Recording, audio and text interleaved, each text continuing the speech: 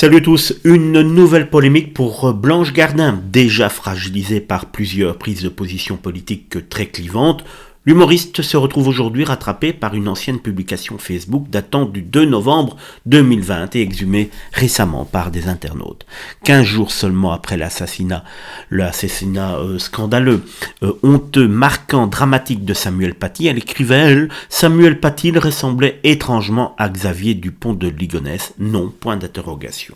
À l'époque déjà, cette tentative d'humour noir, je dis bien tentative, avait suscité malaise et incompréhension, mais dans le contexte actuel, marqué par les débats sur le terrorisme islamiste, la laïcité, la liberté d'expression, la phrase choque encore davantage. Pour beaucoup, la comparaison est jugée indécente, dénuée d'empathie et profondément déplacée, tant le drame avait bouleversé la France entière.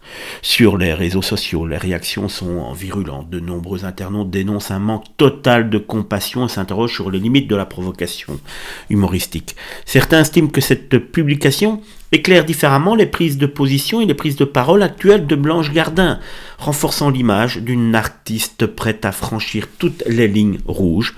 À l'heure où ces lignes sont écrites, l'humoriste n'a toujours pas réagi publiquement, elle qui est si prompte d'habitude à dire ce qu'elle pense sur les réseaux sociaux. Il serait peut-être de bon ton qu'elle nous explique cette sortie Facebook à l'époque, car celle-ci était tout sauf comique, ni d'humour, c'était pas de l'humour noir, c'était pas de l'humour au second degré, il n'y avait rien, et pourtant ne venez pas dire que je n'ai pas d'humour, je suis friand de cet humour un petit peu piquant, mais là il n'y avait rien, juste de la bêtise, de la méchanceté. C'est peut-être ce qui a marqué déjà les téléspectateurs à ce moment-là et qui a fait que Blanche Gardin se retrouve aujourd'hui dans une situation compliquée. Ce n'est pas peut-être à cause de ceux qu'elle cible depuis de nombreux mois sur les réseaux sociaux.